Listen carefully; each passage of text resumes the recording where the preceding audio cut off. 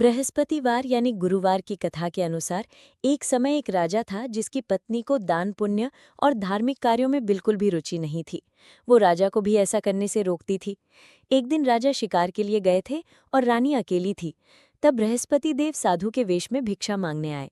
रानी ने भिक्षा देने से इनकार कर दिया और कहा कि वो दान पुण्य से तंग आ गई है और चाहती है कि उसका धन नष्ट हो जाए। रानी की बात सुनकर साधु रूपी बृहस्पति देव ने उसे बृहस्पतिवार का व्रत करने और कथा सुनने की सलाह दी। रानी ने ऐसा ही किया और कुछ समय बाद उसका धन नष्ट हो गया।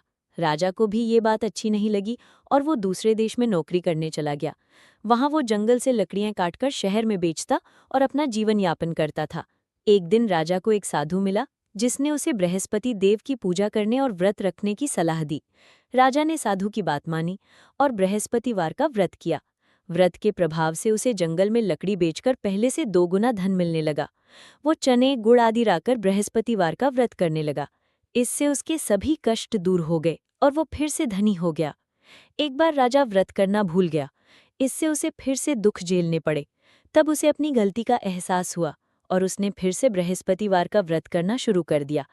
इस बार बृहस्पति देव ने उसकी सहायता की और उसे सभी दुखों से मुक्ति दिलाई। इस प्रकार जो कोई भी बृहस्पतिवार का व्रत सच्चे मन से करता है, उसकी सभी मनोकामनाएं पूर्ण होती हैं।